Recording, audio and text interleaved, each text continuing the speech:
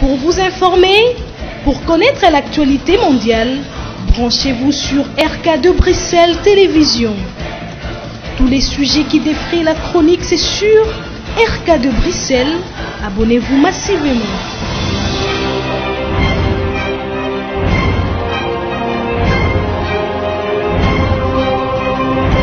La politique nationale et internationale, le sport, la société, la santé et toutes les informations culturelles, c'est sur RK2 Bruxelles Télévision.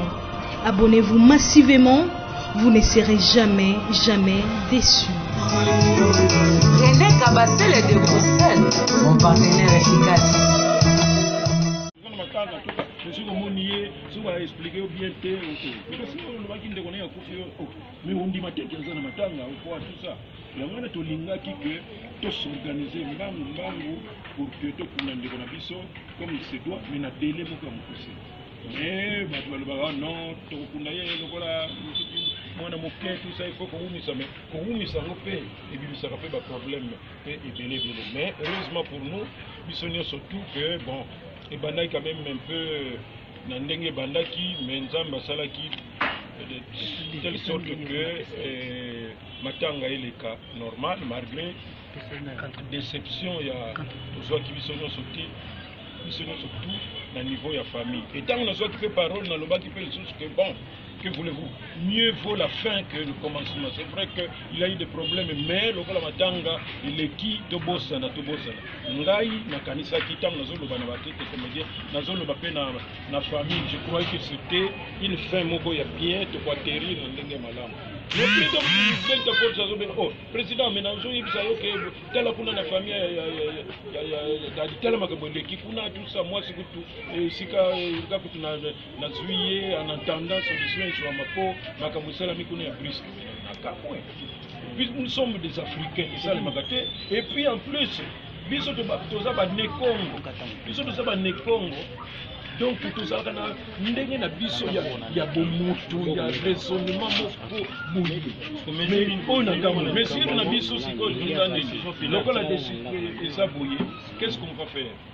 Nous allons chercher à nous réunir dans une ou deux journées comme dans deux jours tout ça pour que tout meka un peu au kanisa tout en demandant d'une manière générale na batunion sont de bonnes volontés qui peuvent venir en aide na madame Dadi là-bas, tout ça, batunion soit là-bas, hésité, il y a ça là-haut, et vous allez toujours on a le coup mouenzam. Parce que ce qui est arrivé là, bon, tout ça, c'est pas normal. Donc, Bisso, maintenant, nous allons voir ce que nous allons faire dans le côté de Bisso. Parce que ce qui va où est la cacopie, ça y est. Malgré l'occupation, mais on pouvait facilement s'organiser pour que pendant 2 ou 3 mois, pour que tout foute la en entendant à soit ligne oyo à cause de nango pendant que maintenant a commis libre mais brusquement boyé c'est compliqué. Pourquoi pas que le famille il y a papa la chose de Kambala pour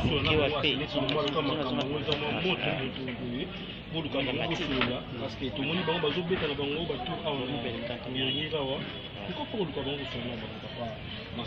le non, je crois que c'est plus prudent. Il faut que ce soit attitude, comment on dit, pour apaiser ma femme. Pour ceux qui ont relancé, même il y a certains artistes comédiens, problème. Or, nous sommes pour la paix. Donc, on a que ça va problème, donc on a tous vu déjà à l'ure bouillée, nous savons que d'abord dans côté famille, baza bana mikete, ba mikolo bazali tout ça et puis baza batumoko ba yebi quand même pour raisonner. Donc on a cette décision na bango bazwaki, pour na bango ba monaki que c'était comme ça qu'il fallait se comporter. Bon, biso to kota makambo na te, yango na to kota kutu makambo na te. Biso nde tozo kota un peu, pour na moi si ya ndeko na biso total un peu comment de commettre un peu pour attirer voilà. Président de ce pays, il y a eu 2 jours. soki omoni ye soki baexplike yo bien te parce que olobaki ndeko naye akufi yo mais ondima te kenza na matanga okoa tout ça yango wana tolingaki ke tosorganize mbangu pour que tokunda ndeko na biso comme il se doit mais na délai moko ya mokuse mais bato balobaka non tokokunda ye lokola mwana moke tout ça il faut kowumisa mais kowumisa yango mpe ebimisaka mpe baproblème mpe ebele mais heureusement pour nous biso nyonso tout que bon ebandaki quand même un peu na ndenge ebandaki mais nzambe asalaki de telle sorte que matanga eleka normal malgré déception ya tozwaki biso nyonso te biso nyonso tout na niveau ya famille et ntango nazwaki mpe parole nalobaki mpe lisusu que bon que voulez-vous, mieux vaut la fin que le commencement. C'est vrai qu'il a eu des problèmes, mais le matanga, il est qui de bossana, de bossana. Ngai, na kanisa kitam, na zolo banabate, comédien, na zolo bapé na famille. Je crois que c'était une fin moko ya bien, de quoi terrir dans l'enge malam. Le président de oh, président, mais dans il ça que tel kuna na famille, tel makabonde qui kuna tout ça, moi c'est tout. Et si ka na juillet en entendant solution sur ma peau, ma camusela mikuna ya brisque.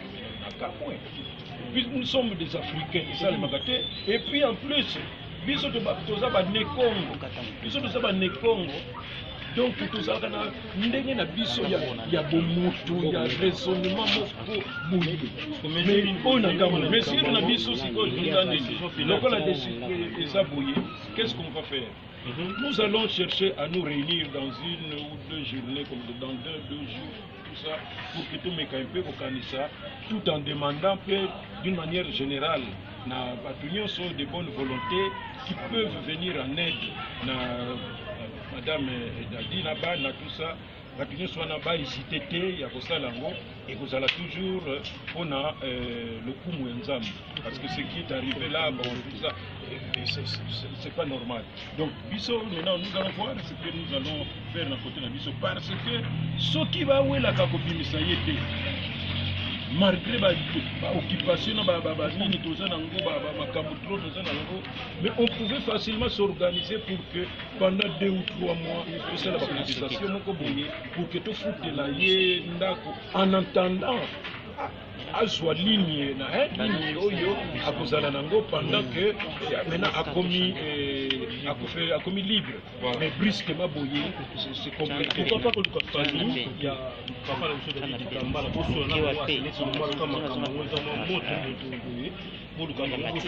parce que tout le monde va bazobeta na bango ba tout awa non, je crois que c'est plus prudent. Il faut que soit attitude yako, comment on dit yako apaiser ma pour ceux qui te relancer wana boyoka même il y a certains artistes comédiens bazala bakanda trop boyoka que ebimisi ba problème. Or nous sommes pour la paix. Donc on l'ingate que ebimisa ba problème moko boy tout. Donc on a tous vu déjà à l'Urboye, nous savons que d'abord dans côté famille, baza bana bikete, ba mikolo bazali tout ça et puis baza batumoko ba yebi quand même pour raisonner. Donc on a cette décision na bango bazwaki, pour na bango ba monaki que c'était comme ça qu'il fallait se comporter. Bon, biso to kota makambo na te. Yango na to kota kutu makambo na te. Biso nde tozo kota un peu, pour na moi si ya ndeko na biso total un peu comment de commettre un peu pour atteindre voilà. Président de ce pays d'Aïdozu, on a reçu Maman Gisèle ou Azali Lino et pas il y a président de la force. Décision de Bozu, le problème on ne connaît pas. Bon, d'abord, au moment où on a tout le surprise Mogoya Mabé, et on ne s'attendait pas à ça. Bon, il y a eu matanga Negeleki, Ndenge Balinga Bosambu Sabiso, heureusement que la vérité finit toujours par triompher et qu'on décourage Biso Pété, Otokota Makambo. C'est vrai que tant on a joué des paroles avant que nous avons Biso Dadi, nous avons que Atia vraiment barrière, Matanga est à la sûreté, l'artiste a la sûreté parce que chaque fois qu'un artiste meurt, et d'abord, il y a passe, il y a Mawa, et puis du point de vue du travail, il y a la contagion, moyen bo bana kosala susu zate il faut s'occuper na makambo ngo koleka même ba famille parce qu'à tout moment il faut tout na dire pas que oui kuna siko balobi ndenge nini nani bel canto kuna balobi nini siko to kosala ndenge nini compte tenu difficulté wana donc c'est tout un problème yango na bomona iko to kena ebandeli to lobaki ke matanga eumela te to s'organiser mbangu pour que to kunda ndeko na biso avec dignité. Parce que ce que vous avez c'est vrai, oui, donc vous faites. Mais degré na degré, Zali, moi si vous avez fait Mobali, Bana Oba, vous faites tata na bango, na maman to tata ou vous faites mutu, tata to maman ya dadi. Et ça différent, na ndeko ya dadi, na neveu ya dadi. Donc plus que tous autres. Pour Maman Gisèle ou Azali Lino et pas à président de 14. Décision de Bougie, le problème on ne connaît pas. Bon, d'abord, au moment où on a surprise et on ne s'attendait pas à ça. Bon, il y a matanga negeleki, ndenge balinga bosambu sabiso. Heureusement que la vérité finit toujours par triompher et qu'on décourage biso pété. C'est vrai que tant on a joué parole avant que nous abisso dadi na que acte vraiment barrière matanga ils la sauté l'artiste a sauté parce que chaque fois qu'un artiste meurt et d'abord les alikamoko il y a passe il y a mawa et puis du point de vue travail na biso la contagion moyen bo bana kosala susu zate il faut s'occuper na makambo ngo koleka même ba famille parce qu'à tout moment il faut tout na dire pas que oui kuna siko balobi ndenge nini nani bel canto kuna balobi nini siko to kosala ndenge nini compte tenu difficulté wana donc c'est tout un problème yango na bomona iko to kena ebandeli to lobaki ke matanga eumela te to s'organiser mbangu pour que to kunda ndeko na biso avec dignité. Parce que ce que vous avez c'est vrai, oui, donc vous faites. Mais degré na degré, Zali, moi si vous avez fait Mobali, Bana Oba, vous faites tata na bango, na maman to tata ou vous faites mutu, tata to maman ya dadi. Et ça différent, na ndeko ya dadi, na neveu ya dadi. Donc plus que tous autres. Pour vous informer, pour connaître l'actualité mondiale, branchez-vous sur RK2 Bruxelles Télévision. Tous les sujets qui défrient la chronique, c'est sur RK2 Bruxelles. Abonnez-vous massivement.